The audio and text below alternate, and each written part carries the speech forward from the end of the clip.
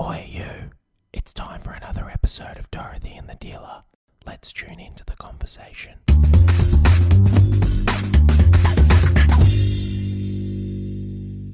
Morning, Richie. How you going? Guten Morgen. I'm very excited because yes, we get to welcome back Jared. The main man, Beaujolais. Jared. And Jared was already on, you were already on episode 51 of our podcast. Yeah. And how far? You guys are into the hundreds now? How Oh, far we're- along oh, are we're you? Into the millions, actually, Jared. Yeah, man, I don't know how Christmas. far away.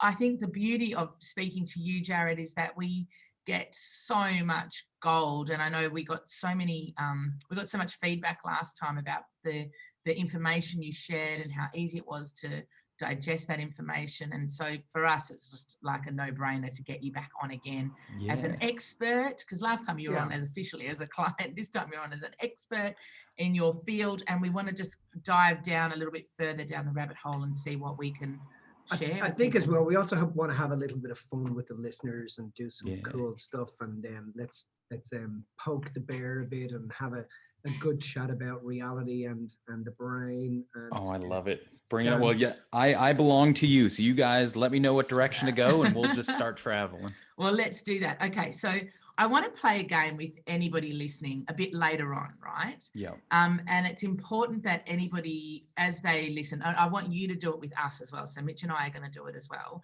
But it's really important that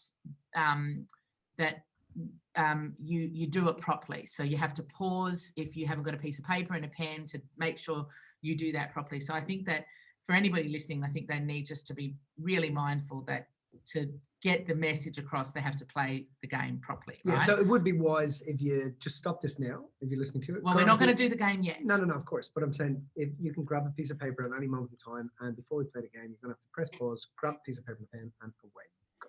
And it'll be fun because what we'll do is usually the game is a live thing with visuals. So we're going to just try and do it pure auditorily this time. Should work just fine. But when it does work, it's just one of those powerful things. So, you know, we went through so many cool things when we were doing the other podcast. We talked a little bit about the equilibration process, your experience of the equilibration process. We talked about the brain getting into the editor mode and, you know, how to rewire your brain in a way. We talked about not losing your old perspective, adding perspective. We talked about the whole concept of hacking consciousness, which you love as well, like that whole emergent concept, you know, and I loved that. Understanding that you aren't your story and stuff like that. So that all we went through all of that in episode 51.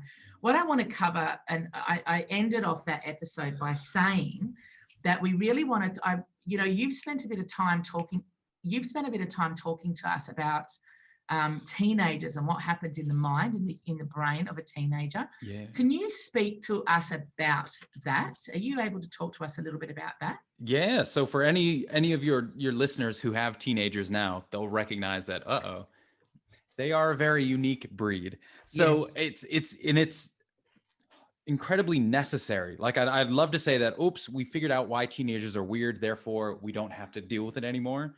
But the problem is they're very weird for a very specific reason.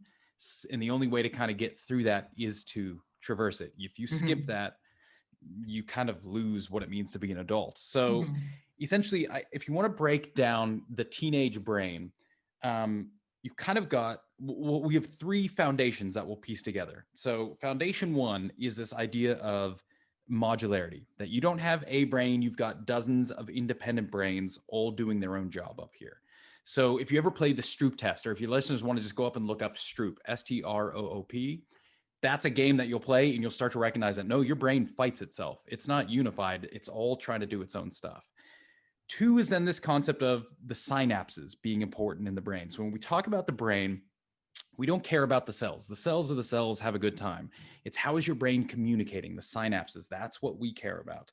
So that communication synaptic network, that's number two. And number three is this idea, and I think you use the term editor versus, say, predictor. So the fact that your brain can kind of be in two modes. You've got your editing mode where the brain is actively changing stories, rewriting stuff, versus prediction when you're just living in your stories. The brain's like, been here, done that, have a good time. So that editor mode, to understand the editor mode, that's largely driven, and we're going to simplify this, that's largely driven by your prefrontal cortex. So this big area behind your eyebrows here. And that's the bit of the brain we typically say is the human part of the brain, right? Every other animal has got brains. We're the ones that got this massive PFC. And that's the bit that allows us to edit, to change, to kind of control and organize all the other baby brains. And it largely does that by sending out one message, and that message is stop. So we think of your prefrontal cortex as an inhibitor. Your brain is kind of chugging, and the way you can control it, edit it, change it, is by shutting things down, is by this editor going, nope, nope, nope, tweak that, nope, nope. It turns things down. It doesn't activate, it doesn't turn it on. It's an inhibitor. Right. So now let's put these three things together. Sorry, just let me ask a question then. So everything is on and it switches it all off. Yep. As needed. Where we used to think it did things the opposite way around. Yeah, we used to think this was the thing activating stuff. Hey, you want to feel this? You want to do this? What it can do is the world comes in through your senses and pretty much activates your brain. So the world is the thing that turns your brain on. You get a smell, and the smell part's like, ooh, what's this? And you see something in the sight, oh, what's this? Now your prefrontal cortex can now feed back and say, okay, if that's the pure incoming noise, let me tweak it, turn it off, switch it to make it more aligned with me. And it does that tweaking by just shutting off individual neurons. So it's very rare. Now it can, don't get me wrong. So like right now, if you close your eyes and imagine yourself riding a horse, and if you're shirtless and your hair is blowing in the wind, that's even better. So just imagine yourself doing that right now. I'm doing this. This is, don't stop, just let it go, let it ride. In this instance, your prefrontal cortex can activate your brain. So if I could image your brain now, it would look very similar. As you imagine yourself riding a horse, it would look very similar as it would when you were actually riding a horse. So riding a horse gives you the input, turns on your brain. When you visualize, your brain can turn things on, can mimic the input. It's just the vast majority of the time, it doesn't do that. It works to shut things down. That's how it organizes. So let me ask a question then, because I say to the clients all the time, and this is true, and spending some time with the great Paul Bailey. And he said in his book, Think of an Elephant. I don't know whether you've read that. It's amazing. Yeah. He said, the frontal lobe of your brain can do one of two things, either create or protect. When it's in protection mode, it can't create. When it's in creation mode, it doesn't need to protect. Is this what we're talking about? Yeah, that sounds, if you get down to the mechanisms of that, that sounds pretty accurate. Okay, so it's switching things off because it's trying to protect you, get you into bottom-up mode, what you're familiar with, to get you safe and to your deathbed safely. That is awesome. Yep, it says we already understand the world, so tweak it this way. So Right. Exactly, so you're safe, so you're just nothing, don't worry about what's really happening. Just enjoy the way you think it should be happening. So I use the analogy, or we use the analogy of driving a car. You're learning how to drive a car, and you have, your hands on the steering wheel 10 to 2. You have to put your feet in certain spots. But it's like, once you have got that, you realize that that information, while it's there, you don't actually need it. You don't have to have your hands there. You can have your hand on the windowsill. You don't have to think about where everything goes exactly. You can just, it's auto. It's automatic. And you're spot on. All that information is still coming in. Your brain is still responding to it. It's just, you're not. The editor doesn't need to actively say, oh, what is all this noise? It says, cool. Stimulus, steering wheel. Oh, we know this. Just run that autopilot, and it tweaks everything to fit your driving pattern. So now you're in pure autopilot. Even if the car is slightly different, it can still tweak it so you don't notice things. This is why we tend not to, kind of a tangent, why we tend to miss a lot of errors we do is because we're very convinced of what we were supposed to be doing. And so even if we're not doing that, the frontal lobe's like, don't worry about it. Just, I can tweak all that incoming information to fit the way you think it should have been. Right. Just an easy way to kind of see that is if you're a writer, you've probably noticed that you'll write something good and you'll edit it and you'll reread it 3 or 4 times and you nailed it. Give that to your spouse. They read it and they're like, you have a typo in the first sentence. Something you looked at 100 times. Why didn't you see it? Because your brain knew what it should have been, and it just kept paving over. It kept sending, even though the signal came in wrong, the frontal cortex could pave it back and say, don't worry about it. Here's what you meant to say. So just experience that, enjoy it. So it gets pretty powerful, kind of scary, but that's the good, what you were saying, protection mode. It's just The world makes sense when you're in that mode. And it's a lot easier than when you're in the creation mode, which is let's change all this. Let's tweak all this. Right. So, all right. So now let's bring this back to teens, because this is all really good. So we're talking about the power of this prefrontal cortex. So we've got our three foundations. We've got modularity, many brains. We've got the synapse. That's the important unit of measure. And you've got this editor, predictor, top down, bottom up kind of issue. Young kids. When young kids come into the world for the first 5 years of their life, their synapses explode. A 5-year-old kid will have about 1,500 trillion synapses in their brain. That's 1.5 quadrillion. Wow. That's a ridiculous number. If you can go online and look up that number, like people stack pennies to show you how much that is, and people stack pairs of pants to show you. It's ridiculous how many synapses they have. Why do they have so many synapses? Because this is when the brain is figuring stuff out. When a baby comes into the world, it doesn't know any of this stuff. How does it learn? It just says pure input, pure input, pure input. And so it's got all these synapses to essentially say, everything that can get in is going to get in, and it's going to get stuck. And I'm going to start linking everything because I don't know what the hell is going on. So anytime I smell something, I'm going to link it to something else I'm hearing over here. And this taste, I'm going to link with that grass. Why? Because who knows? It's around age 5 that your brain starts to go, okay, we've got some patterns here. Some things are working, some things aren't. And this is when the brain starts to modularize. So you start to lose synapses to the point where as adults, we'll have anywhere from 100 to 1,000 trillion. So you can lose almost half of your synapses between the ages of 5 and say 10 to 12.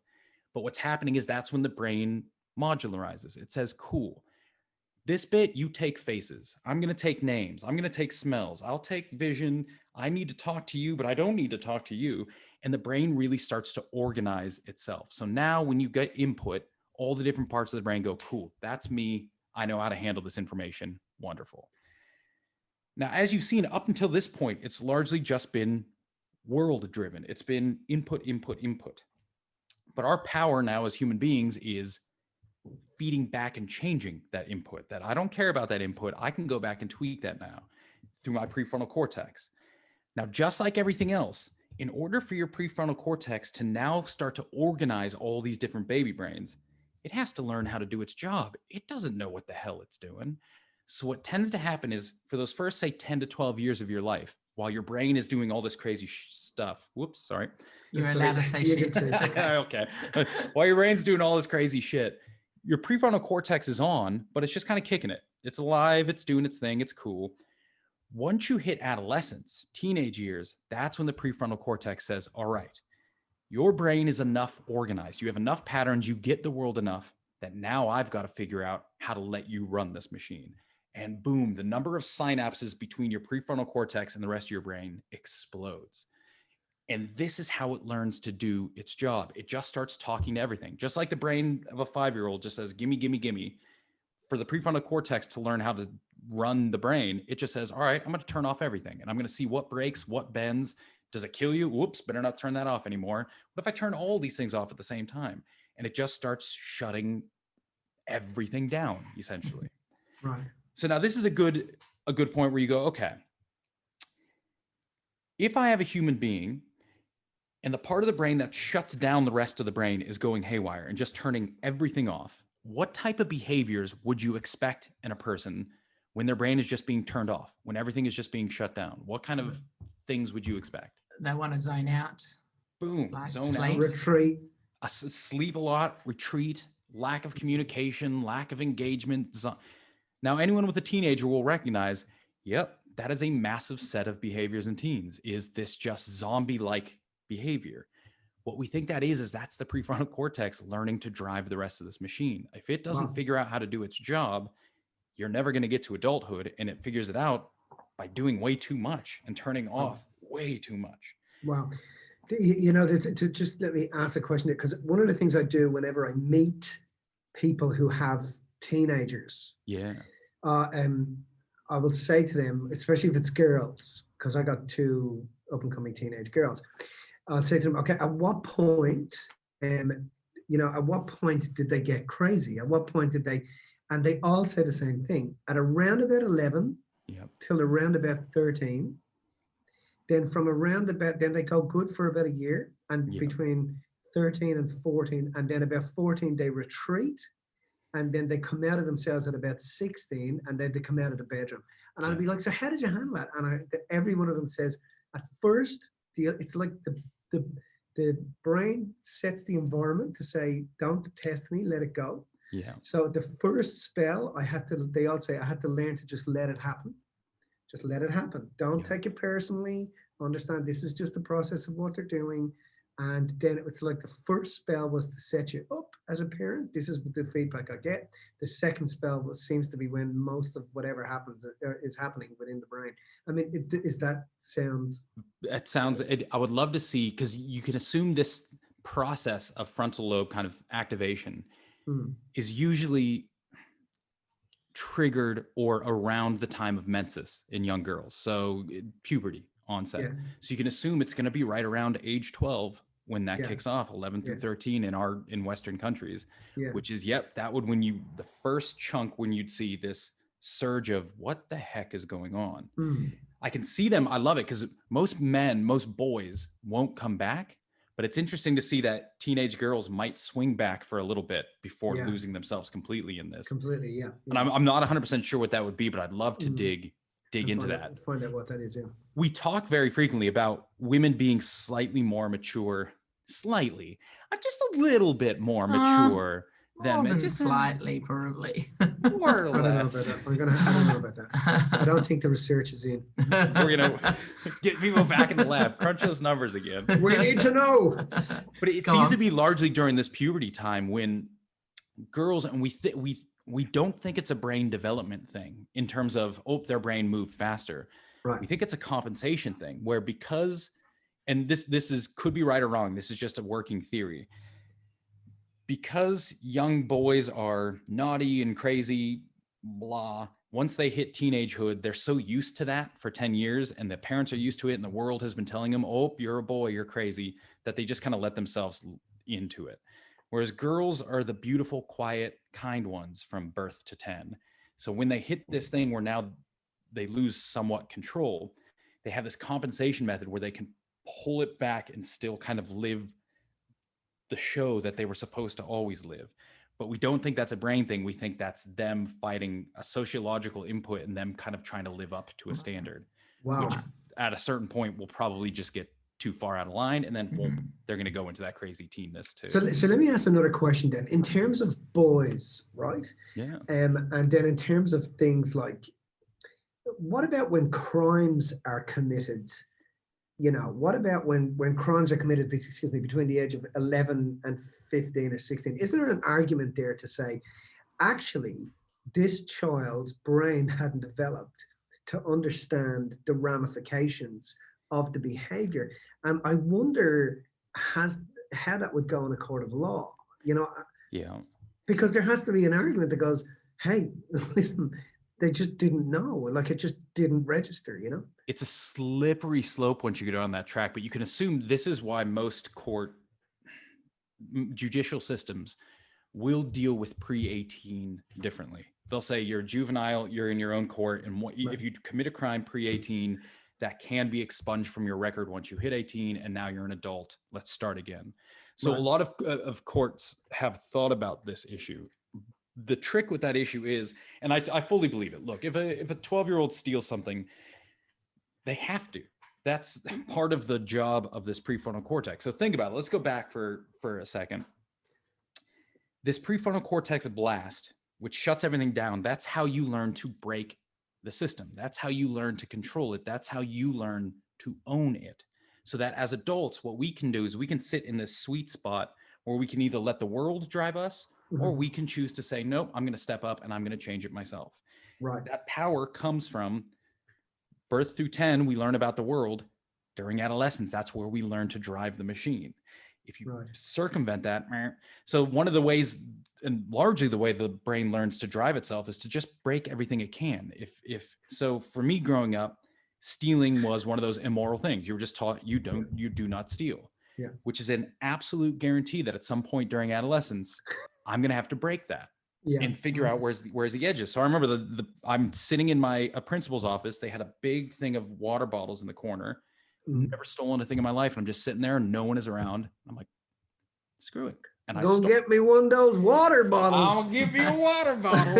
And it's such a nothing moment, but in the scheme of things at that time, that was the moment when I figured out that program. And now I get to make a choice. Okay, the world doesn't end when I break what I was taught. So do I want to continue adhering to that or not? And in which case now it's no longer my parents told me. It's I choose not to steal because I've lived both sides and I recognize, yep, it is up to me. Yeah. So it's the same. If you grow up super religious, your kid will go through a phase of atheism. Why? Because they have to. It doesn't mean that they will never believe like you again. It's that in order to reach adulthood, they have to learn that all of those things are under their control. So the breaking of the boundaries or the rules is an imperative part of being a teenager. Mm-hmm.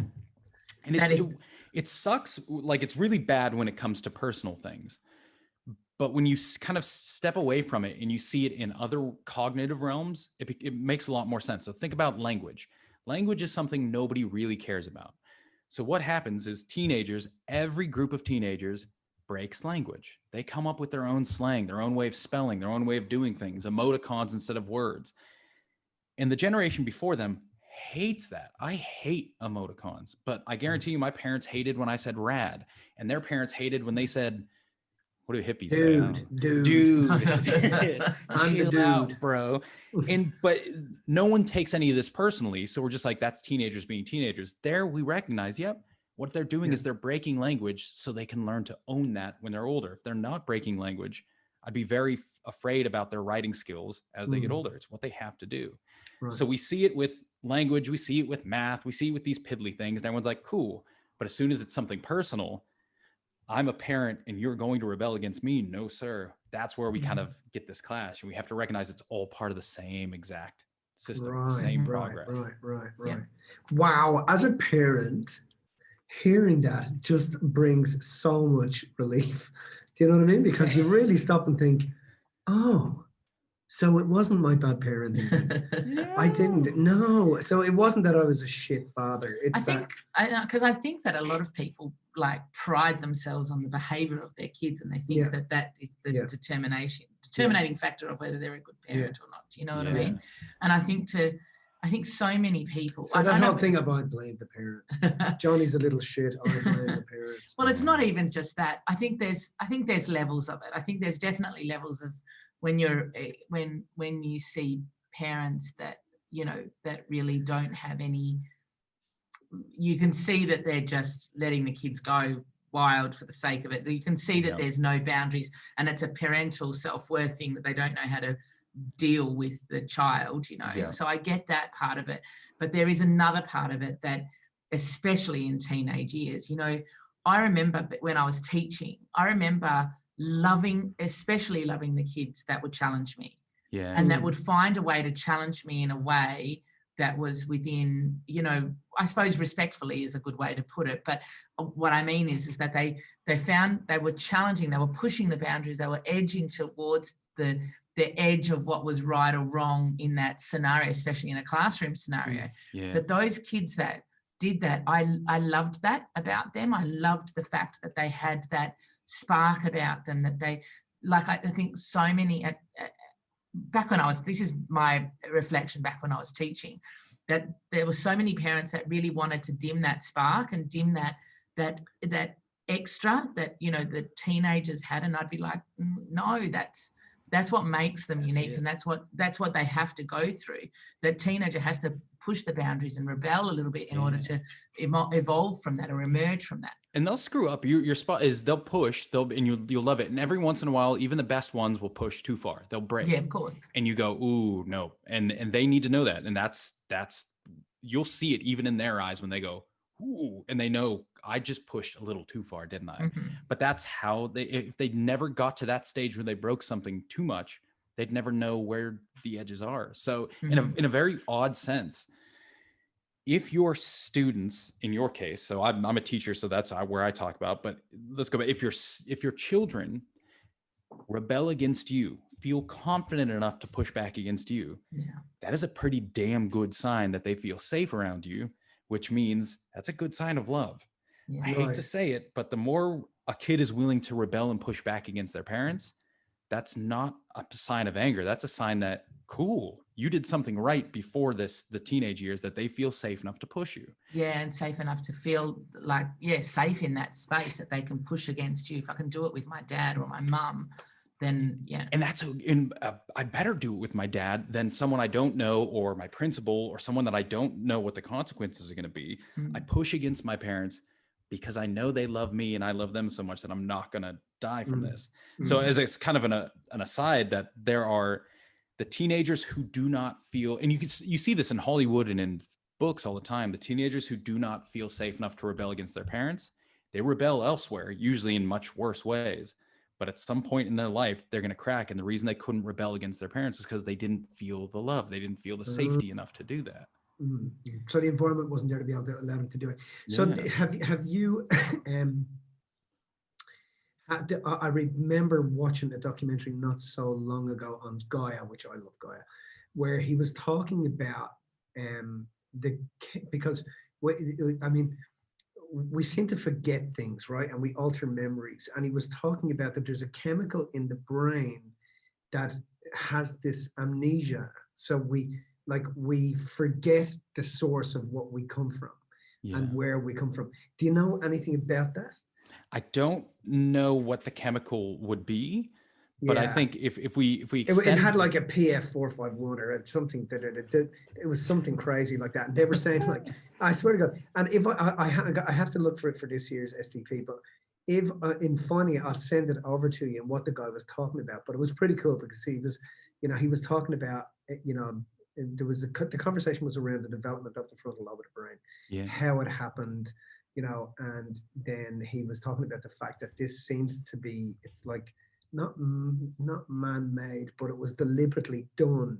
And they were trying to say it happened over 200,000 years ago, blah, blah, blah, blah, blah. They were talking about the missing gap of 200,000 to 2 million years, apes standing upright, why we stood upright, etc., etc. But I'll send over some of the data to you. I just wanted to see. Is he talking going all the way back to source, say pre-birth source, or is he talking source as in why we forget the first, say, 5 years of life? Pre-birth source, and why, and also why we forget things, and what is it that actually makes us forget? Why are we like, you can remember the first time you ever kissed your missus. Yeah. But you can't remember what you had for breakfast last Wednesday. So that sort of thing, you know what I mean? Yeah. Don't tell her that. Yeah. But I do remember what I had for breakfast. It was delicious. But no, it's interesting. I wouldn't know about going all the way back, say pre-birth, although there's so much interesting stuff to show that it's not an instantaneous thing, that young kids display memories and behavioral patterns that are very strange if there wasn't some memory of something else. And this is like, and people have heard the stories about young kids who can say, "Ooh," when they're driving over a bridge, they go, "Hey, I died on this bridge." Yeah. And the parents are like, "The hell?" And usually they write it off. But there's enough of these examples to show that there's something. If there is a chemical that shuts that down, it's not an immediate chemical. So if it is linked to the prefrontal cortex, you could assume it starts to really tack on. It would be after 10, but you could assume between 5 and 10, when you get that synaptic pruning, that the brain starts to kick in and say, okay. But have you ever had an interest in how that prefrontal cortex developed? Like when it developed, there's so many different hypotheses about it. Yeah. But when it came about, because it's obviously what separates us. Yeah. What was the driving thing? There's ton of theories on it. I've not got tucked into it myself. Yeah. Well, they're talking about the altering of the second genome. That's what was responsible. And who was it? Not Joe Dispenza, not Bruce Lipton. Greg Braden. Yeah. And I watched him talk live about it a few times, and it was very interesting. And he was saying, like, well, it seems that when they discovered how to splice a genome, they also discovered that the second genome in the human beings had been deliberately spliced.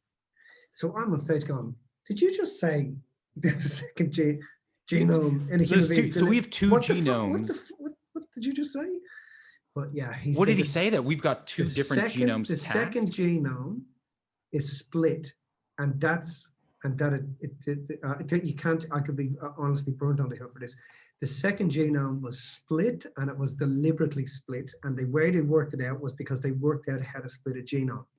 And once they did it, they look back and they go, "Oh, there's all the And then telltale they signs." yes, and then they said it happened about 200,000 years ago. Jeez. So now you have to understand, these are guys that advise the UN. Yeah. So when you're hearing him saying that, like, I was like, no, you can't just say that. Like, that just has what is that? Has so many different connotations of it, so many different. That's a rabbit hole in itself. Yeah. What are you saying exactly? And the conversation was very interesting with him in the end. You got to love at the end of the day, all the stuff we know, we don't know. And when the way science progresses is you have your spotlight and you just start collecting information. And if information falls within the spotlight, good, you use it. If it falls outside of the spotlight, you just pretty much ignore it. You know it's there, but you're like, screw it, whatever. Until, and this is what Popper says, until the amount of information outside of your spotlight exceeds the amount inside. At that point, you have a paradigm shift, the spotlight shifts, and now you can deal with different information. That seems to be exact. We have so many facts and ideas and things that we know just don't fit our current theory. Yeah. And so they're just collecting out here. Like, hey, we have a second genome, maybe it was spliced, but what do? We just go, no. Yeah. We still have enough in our light to deal with. So we're just going to talk here, but I promise you there will be a shift. It's going to be within our lifetime where the whole story just goes worm. Yeah. And it's almost that people don't recognize when Einstein says it's relativity, that throws 400 years of research, not away, but just totally changes all of that. Newton was wrong. It wasn't that he was stupid. It wasn't that he was silly. It was that he was wrong. Yeah. And that's cataclysmic to people, especially in physics. It's such a massive shift. That's what's going to happen with biology, with the brain, and with genetics as well. Is something is going to crack in our lifetime. We're going to say that entire story was just wrong. Don't they just adapt the information, to fit their That's model? what he's saying. That's what anything outside of the spotlight, they ignore. Or if it becomes fact, they adapt their light to go, okay, so so we just work this out. It's always been, and that's all we do. And then if you want to extend it, and this goes pretty far, but if you want to extend it, question, do you believe science will ever end? Some people will answer yes to that question, in which case this moving spotlight is us refining our understanding. Far more people will answer, no, science will never end. It's a non-ending thing. Anytime I get an answer, I'm not closer. I now have 5 more questions that I didn't even know existed before. Yeah. So science isn't an end. It's just a trajectory. It's just a journey that we keep going on. If science doesn't end, then every time you move a spotlight, you're not getting any closer to an answer. You're simply changing the answer, and it will change again, and it will change again. And 20 years or 200 years from now, it's going to change again. And anyone who's got a spotlight now will say we have the claim on truth, because we do in this moment. Yeah. But in 100 years, they'll laugh at us the same as we're laughing at people 100 years ago. It will never stop. So 20,000 years, they're going to keep moving the damn spotlight, and no one will ever be closer. We're just making up stuff as we go along. What's relevant? So I know we've gone off track a little bit from the kids thing, which is fine, but I just want to go back to that because I want to finish off on that topic, and I want to ask a quick question about that before we move on. I think you told a story one time of a kid who didn't have any of those experiences and didn't get a chance to rebel. Yeah. What would happen to a kid who doesn't get a chance to rebel or doesn't push the boundaries or test the waters at all? Like, what happens to a kid like that? So what you tend to see is either they'll deeply internalize all of that stuff. And so all of the rebelling just becomes internal. And these are the kids that are just simmering away and everything looks fine, but something is really wrong on the inside. Yeah. Or they'll hit the rebellion stage later. So like my brother never got to rebel against my parents ever, just because of the way we grew up. So when I'm a teenager and I'm just being an ass to them left and right, he never was. And you could just tell it was, and I just kept saying, just give him time. And by the time he hits about 22 and he graduates from college, that's when he hits rebel. And then he just starts exploding at them. And everyone's like, whoa, you're an adult. Why are you doing this? And it's because he never got to figure out how to run that aspect of his life. Right. So could you go your whole life without ever breaking something? I'm sure it's possible. But for the most part, if it's a deep enough system and family is going to be one of them, you have to rebel against it. So if it doesn't happen during the teenage years, it could happen when they're in their 30s. And that could be one of the worst things that happens to them, because now you've got a 30-year-old who's trying to create a family of their own or a career. And that triggers a reminder that, oh, I never really solved the issues with my dad and my mom. So what do? They turn into a teenager around their family and do weird stuff and just become really mean, nasty people. And that's them going through that, and no one can recognize it, but it's really just because I never got to do this before. I have to do it at some point to see where this all plays. Yeah. So it's like exercise. You're just trying to exercise that muscle. You're trying to work out how does this work. If you don't break language, you're going to write the same as everyone else, but you're never really going to own that. You're never going to have a voice in your writing. Right. Even if you want to write like Emily Dickinson, you can imitate it, but until you break it and then rebuild it yourself, you don't know. So this is why I love Picasso. Picasso, go back and look at his paintings. The reason he was who he is because he broke every style of painting he could. He didn't just imitate. He imitated to the point of perfection, and then he figured out how to break all of them. So he was a master at cubism, at expressionism, at synthetic cubism, at neorealism, you name it, he nailed it. And what does he come up with? He comes up with drawing like a kid. When he's 80 years old, he realizes, okay, now that I get all of these things, I don't have to imitate. I can do my own stuff with all this. He ends up painting like a little 10-year-old kid. Wow. But we don't make the mistake. We all know that that's deep. It's not, we don't mistake it for a 10-year-old kid, but that was his final hoorah with all this. So if you don't break things, you never learn how to own them and then internalize them and say, this is what this means for me. Here's how I want to use this information. Right. Yeah. It's I just want to, I don't want to harp on it, but because we still have, there's one other aspect, and I guarantee you some of the listeners will be like, well, wait a second, what about the crazy kids, the risk takers, all that stuff? So the prefrontal cortex shuts down your brain. That's where we get our zombie behaviors. Where the risk taking and all that other stuff comes from is to counteract that prefrontal cortex.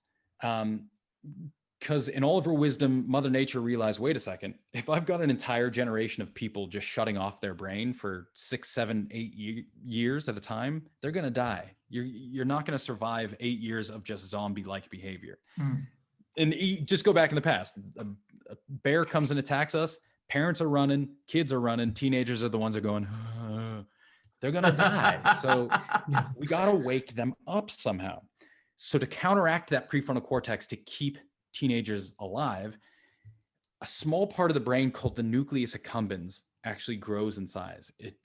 Which is very rare neurologically speaking, but this is one of those rare moments where a part of your brain will physically change its size and it gets bigger. This is essentially your pleasure center. So to counteract the prefrontal cortex shutting things down, the pleasure center ramps up and says, yeah, but things feel real good, don't they? That's right. Yeah. And so this is where in teenagers, like as adults, if we think of emotions on a scale of, we'll say 0 is neutral, +5 is the craziest you've ever been, -5 is depression. As adults, we live around 0. We just hover. If we have a good day, it's 1, maybe 2, and then we're back. And then, I got in a fight with my wife. That's a -1. Teenagers, emotions at 1, -1, 2, -2, they're not powerful enough to push through the prefrontal cortex. Right. So they would never experience them. For them, feelings are +5, -5, +5, -5, +5. That enhanced feeling sensation is what drives them to push past this zombie-like behavior. Wow. So it keeps them alive. But on the other hand, once you get all this crazy behavior, that's where you get the risk taking and the drug exploration and the promiscuity and the sensations that I'm invincible. The best way to see it is just with consequences. And we always say teenagers forget consequences. No, because of the nucleus accumbens push, it's not that they forget them. They just don't give a shit. Right. A 6-year-old knows it's bad. A 60-year-old knows it's bad. A 16-year-old, you better believe, knows it's bad. It's just they think they're invincible. They feel so strongly or negatively about it that they feel invincible. They're powerful. They can get through anything. Yeah, you'll die if you text and drive, but not me because I can do anything. So that's where this thing which keeps them driven is also because of that as a kind of secondary. That's where we get all this risk-taking kind of attitudes and that other behavior from teenagers of just them acting like absolute nuts. Because I can so relate to that. Like I can so relate. Do you remember it for you? As I get Like, older, I I'm remember forgetting thinking, it more and more. I yeah, remembered yeah, it, but yeah. now as I get older, I'm like, I couldn't have done that, but Yeah, I yeah. did it. Yeah, I mean, we'll be out on the bikes with the lads, and I think you'll hear them saying, when I was a nipper, I wouldn't give a shit about doing this, But I also see, like, I see in some of the guys that I go out with now that are just learning, started riding about a year ago, Yeah. that are now doing some crazy shit, and they've gone from being asleep and dormant and overweight, and beer drinking, to joining up with a bike gang, and now on, and when I say a bike gang, we're push bikes, and it's. I don't mean they've become coffin shaders or gypsy jokers or anything like that. I mean, so they're out on these mountain bikes doing crazy stuff. Yeah. So that you think that takes a lot of nuts to do that, holy, and you know what I mean? It's like, so they've gone from finally waking up after so long of dormancy. I wonder if what is happening in the brain when that's happening. That when you're throwing, because you're throwing a caution to the wind, and you're just doing stuff that could seriously hurt you, like seriously hurt you, and you just do it anyway. And you're 47 years old. There's great researchers doing work with extreme sports, and they're finding that it's essentially a lot of people can get into that flow state. So that state of flow. When if they're trying something brand new and they're doing that daring, they tend to go into a flow state, which means for the most part, your prefrontal cortex, that controller, is essentially dormant. During those times, you're not trying to control, you're not trying to judge, you're just living. Yeah. And so that might be why they get away. But I'd also see if there wouldn't be a switch. If like the first time you try anything, you kind of push plus 2, plus 3, plus 4. Oh my gosh, this is great. I haven't ridden a bike since I was 10. I haven't done anything fun since I was 10. I'm doing something fun. This feels great. And when you feel that great, you're a teenager again. You feel that invincibility. And so maybe but then give them a couple months of that. When it wears off and it's like bike riding is just more normal. If they don't come back and go, damn, that's kind of dangerous, I might not try that. I might not do that one again. But you're right. I'm kind of thinking back to teenage years. Yeah, we used to do, there's so much my nephews do that I just look at them like, are you kidding me? And then my brother will say, we used to do handstands on the roof. I'm like, no, we did. I couldn't even do a handstand on a damn floor now without getting too scared I'm going to break my neck. I can't believe we would have done that. But lo and behold, we used to do that crap. So that's that nucleus accumbens saying, so you don't just zombie out and die. Let's pump this up. Wow. Cool. Do you reckon there's a reason we forget as adults about that? It's the memory issue. So in the last episode or episode series where we're talking about how our stories can drive our perceptions. Yeah. What happens is that's also retroactive in that your stories can change your memories as well. So we like to think that our memories are clean, but they're not. They're constantly changing to reflect our new understanding of the world.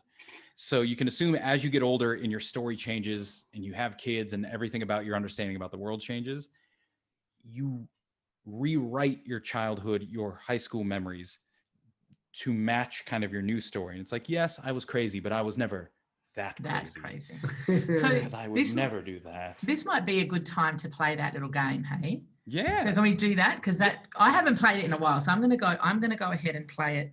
I'm going to write it down, the answers. Well, I'm not going to write it down. I have to listen first, and I'll let you run it. And anybody listening has to obviously do the game properly. Otherwise, it's not going to actually work, right? All right. So you're going to actually do it properly. So here's what we're going to do. So we're going to play a quick memory game. So here's how this game's going to work. We're only going to do one list because with audio, it just makes it a little easier. But what I'm going to do is I'm going to read you out a list of words.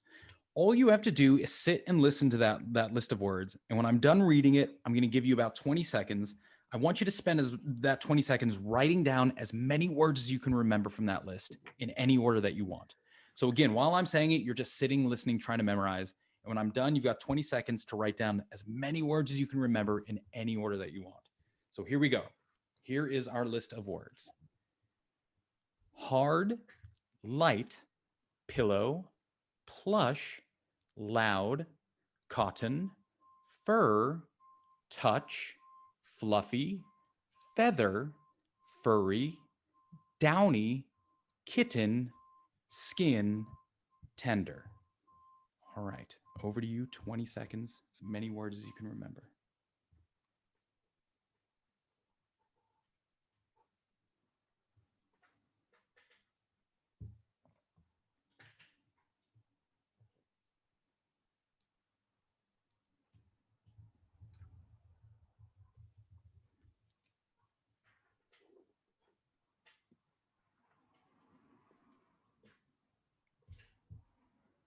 All right. So now here's what we're going to do. If you've got your list, all I want you to do is fold it up, flip it over, get it out of your mind. I don't want you looking at your list. Put it away somewhere. What we're going to do is we're just going to change gears real fast. I promise you we'll come back to this in a second. But so we're going to be talking about memory here. What's that? He's just remembered another word he's writing down. Go. No, you cheater. You son of a. So here's what we got. We're talking memory. Now, memory, when it comes to recalling, bringing up a memory, we were just talking about this idea that it's kind of malleable. So it's very hard for us to accurately bring back memories, but we kind of have two flavors then what we talk about is sometimes you recall a memory and you absolutely remember it. So this is when you absolutely know beyond a shadow of a doubt that it happened. Like I remember eating a salad for lunch an hour ago. I can replay it in my mind. I'm living it right now. Boom. The other flavor is when you just kind of know something happened. Like this is when you start bringing it online, but it's almost like that tip of the tongue. Like you can't really place yourself back. You know it's right, but you can't really relive it. So like I know last week I would have eaten Wheat Bix for breakfast in the morning just because I know but I can't relive it. Like I know it's a thing, but I can't actually relive it. So you've got remember, that's when you can absolutely boom, there's no question about it. Then you've got know, where it just feels right. So keeping that in mind, I want to go back to our game now. So don't look at your list, keep your lists away, keep those things hidden. What I'm going to do is I'm just going to say a word. What I want you to do is to yourself, and you guys, since you're live, you can play it with us. Your job is to answer yes or no, that word was or it wasn't on the list we just heard. And if it was, do you remember it or do you just kind of know? So do you have like a deep memory for it or do you just kind of feels right? So here we go. So let's just pick our first word here. We're going to say is hard. So hard. Yes. Was it on the list? Yeah. Okay. And do you remember this word or do you just kind of know that it was? Remember it. Remember it. Boom. All right. So perfect. And I'm guessing most of the listeners are exactly the same. Why the heck do we remember that word? So what was unique about that word? First word. So first word. So we call this the primacy effect. That list started with the word hard. When it comes time to learn something to build a memory, what we tend to do is we tend to anchor on the very first thing out of the gate, primacy effect. This is why action movies start with like a big set piece, whoo, that has nothing to do with the rest of the film because they know you're going to remember this. So let's hold on to it. Mm-hmm. So primacy effect. All right, let's go and do another word. Our next word then is going to be tender. Tender. Do we think tender was on our list? Yes. Yes. Yes. And do we remember it or just kind of know that it was? Remember. Why do we remember that one so well? Well, I remember it because it was the last word. Bingo. So primacy effect. We tend to remember and anchor on the first thing out of the gate. Recency effect. We also tend to remember and anchor on the last thing out of the gate. Mm-hmm. How things start and finish is all important for how we start to construct and understand our memories. Mm-hmm. All right, so let's bring it into a third word. Let me just pull it up. So we've got soft. So soft, yes or no, it was on our list or it wasn't? I think it was. I think no. Okay, so we got a mix. And so know. Mitch, do you remember? Or do you just kind of know? I kind of know. Okay. But a part of me is also going fluffy. I know he said fluffy. So here we go. Is fluffy the same as soft? I know, I'm just thinking about my rabbit, Fluffy. So my guess is a lot of the listeners will kind of be sitting where you're sitting. Some of them will be saying yes, and some of them will be saying they remember. I absolutely did not say the word soft. That word never, ever left my lips. Ew. So But you said words around it. Yes, he Am said I all right? soft things. So here's where, you got it. So I start the Did word you with think hard. I've got Tasha? Did you say soft? You heard Yeah. soft. Yeah, Okay. if you haven't played this before, most people will go, yep, soft. I remember that. Absolutely. Did you say fluffy? I did say fluffy. That was on there. You'll never forget fluffy. But here's so what just I happened? just snorted. You've got, I start the word with hard, I end with tender. I know you're going to remember these words. So what am I activating? What concept do hard and tender have in common? Well, they're first. hard and so Oh, they're plus and opposites. minus, left and right. Well, they just have to do with touch. So we're talking about sensation of touch. And then what did I fill the middle of the list with? You filled it with all fluffy, soft things. Fluffy, kitten and fluffy and light. Woo, feather. And Yeah. so I never said the word soft, but what happens is because I'm activating a concept and talk around that word, most people out there, not only thought I said soft, a lot of you will remember me having said soft. And these two stuttered and were like, we're not sure. You were at home going, of course he said it. No, I didn't. Wow. That is a false memory. And that's how easy these things are. So we're back now to this concept of we like to think that memory is clean. It's not. Anytime you're bringing in new information, as we learned last time, you're filtering that through your current story, your current understanding of the world. And that's how you start to lay down your initial memory. So even though I never demonstrably, you can rewind it all you want, never said a word that you remember me saying, that's because you just created a false memory. Now, the problem with this, or not the problem, but the extension of this is the way memory works is every time you access a memory, bring it out of your brain. We don't know where they go, but you bring it out of your brain, you bring it up into your working memory, and you start thinking about it. So right now, think about what you had for dinner yesterday. As you're thinking about it, that is no longer in your brain proper. It's now in your prefrontal cortex, and it's only here.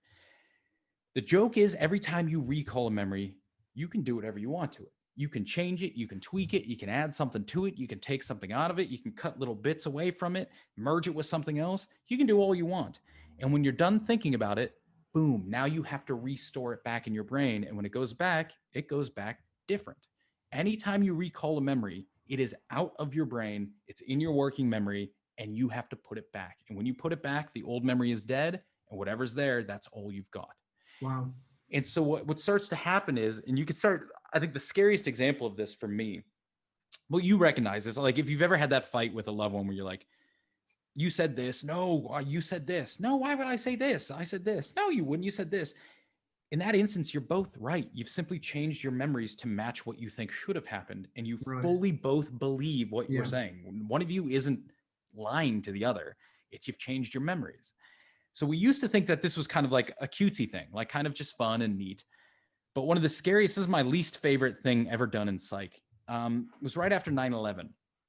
So 9/11 happens, and we all remember where we were on 9/11. That's one of those moments in the world we call a flashball moment, where you build a deep memory for that moment. Right after it happened, a researcher in New York had a bunch of his friends write their 9/11 stories out. He was going to compile a book. That was going to be his contribution. So he just has these 100 stories of people saying, here's where I was, here's what I was thinking, cool.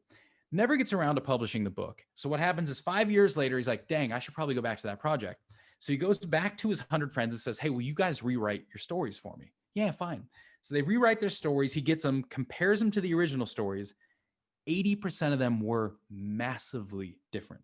Like not even in the ballpark. Like one of the people who right after 9/11 said they were watching it on TV started talking about how they were at ground zero when it was happening. One person talked about running into the building, which we know nobody did.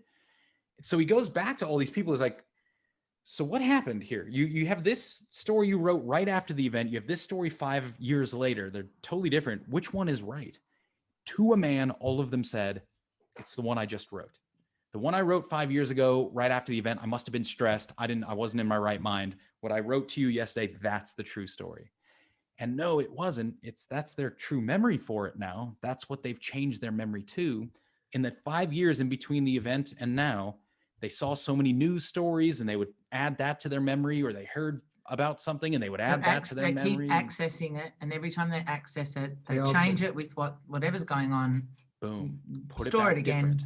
Yeah, right. And so there's our teenager problem, is when you start to recognize that not only do stories drive your perception, stories drive your past. And why can't I remember what it's like to be a teenager? Because I've changed my memories of being a teenager to match my current understanding of the world, to the point where, no, I would never have been crazy. You certainly were. You've just changed so much shite between now and then. And this gets really trippy when you start to think about things like trauma. And this is one of the big, I don't want to say issues, but one of the big kind of theories underlying trauma is an event happens and it's bad. Cool. We all go through it. What some people do is the next day, so let's say today you get in a car wreck and you have a ham sandwich. Tomorrow, which of those events are you more likely to recall to bring up to mind? The car wreck. Yeah. So the ham sandwich just disappears. I'm thinking about my car wreck. Now you've already told yourself a story about this. That car wreck was bad. So let's say you pull up that memory and let's say it's like 50% bad. you remember it should be bad. So what do? You just color it a little worse. You're like, wait, it should be bad. Why don't I feel as bad? Let me just, you put it back. Now it's 51% bad. Recall it the next day and you're like, man, that should be bad. You add a little more to it. You put it back. Now it's 53% bad. You keep cycling this memory retrieval and coloring it worse to the point where you now have a traumatic 100% bad memory that you can't get over, that is controlling your life. When if we could rewind the clock, it's demonstrably false, A, and the process to make it traumatic wasn't the event itself. It was your coloring of it as we kept recalling in the intervening years. In a real sense, this is us driving our own trauma, unfortunately. Works the other way around, where you drive your own strength off the back end of that trauma. But this is where now psychology and stuff, a lot of therapies, their entire process is access a memory, tweak it, and we're going to put it back different. Access your trauma. You can't get over a fear or a trauma without explicitly kind of trying to deal with it, at least therapeutically. I'm sure there are other ways maybe we can do it, but in a therapy session, you have to confront it. And what do is we talk about it and we tweak it. And we say, okay, was it really that bad? What else can we see in there? You try and change it a little bit, put it back, come back next week, do it again till we start to strip that story away and replace a new understanding of it. Because the other thing is that memory gives people an identity, you know? Yep. So when what I find even when we're working with people is that you're fighting their memory. So you're fighting their identity. And if you fight their identity, they feel attached to that. And if they feel attached to that, then they feel, fuck, if I'm not this, then what am I? So for some people, when you're working with them, it's kind of like they're fighting for their life because they think they are that memory. Yeah. You know, they really. There's a big, once you start taking this to its conclusion, you start to recognize there's a lot of scariness around here, but there's huge philosophers who said your entire identity is your memory. That this isn't a new thing. This is all we have is our memory. The idea being then sci-fi says, well, if I change your memory, would you even know that the world had changed? And the answer is no. You'd still believe in your pure identity, even though all this changed, because your identity is your memory. And then once you extend that and realize that, no, it's always changing, then you start to see how big of a role you play in your own identity. If you change your identity today, you change your memory for yesterday, and it's going to start aligning. And it's almost back to that science spotlight thing we were talking about, where you just fit things to your current paradigm. And that's how we then build our identity. So I'd love to say that once you start to recognize these patterns, you can play with them a little bit more. Like once you recognize your identity isn't your memory, your identity is whatever the heck you want it to be right now, today, that empowers you. But you're absolutely right. I've known this forever and it still scares the living shit out of me. Yeah. It's a very frightening concept to recognize that, no, I'm just building day by day by day. We're dealing, I mean, this is what we deal with our clients. You know, we're dealing with people who have these perceptions of what's happened to them, and you know what we're working through is finding the truth in that and accessing the whole all of it, not just looking at it from one side, looking at it from the other side. And like you said, the previous time is when you can do that. Instead of seeing the coin from the head side or from the tail side, you look above the coin and you can see the whole thing. Yeah. And that's the beauty, I suppose, in working on yourself. And what we do is that we give people, at the end of the day, you're always going to be perceiving things through a lens. Yeah. Whether the spotlight's here or whether it's here, it's always going to be a lens. But what we're working on is enlarging our perspectives so that we can take in more and more and more with the lens that we see the world. The one thing that has been common with everybody, excuse me, the one thing that's been common with everybody is that every single one of them, every single person I've ever worked with has had an innate knowing that they're not their memory. Yeah. And because of that, and when you get them to lean into that, which is what we do, we get them to lean into it, then they are able to get perspective. So step outside, look in, not be it anymore. And then that's when they change. You know, that's when it's like when you put enough pressure on the story, there comes a point where they're like, okay, I'm willing to let go of this story because the pressure of holding on to it is too great. It's too much. And it's easier for me to actually stop and move. And you've got to get through that crunch. And how many people, if you're not dedicated, if you're not focused, you start feeling that crunch and your initial reaction is just step away from that. That hurts. That's scary. I'm out. Yeah. And this, and I think one of the big things that I love that you always talk about, that it's so disarmingly simple, yet the more you think about it, the crazier it gets, is this idea that everything in the universe is a polarity. Nothing exists without polarity. Every plus has a minus, every uphill is a downhill, every tall is a small. Nothing exists without something to bounce it against. The easiest way to see it is, and it's just as simple as, you get your 3 tubs of water, a cold one, a warm one, and a hot one. Put one hand in the cold, one in the hot, sit them there for a minute, then dip them both in the warm simultaneously. And you'll see the one that was in the cold feels hot. The one that was in the hot now feels cold. The warm wasn't there. The warm isn't a thing. It's just a comparator. So everything has to bounce off of everything else. And this means, this is what reframing is in psychology. Every good event in your life will come with its negatives. It couldn't have existed without it. Every negative event in your life will come with its positives. It literally could not have come into existence without that.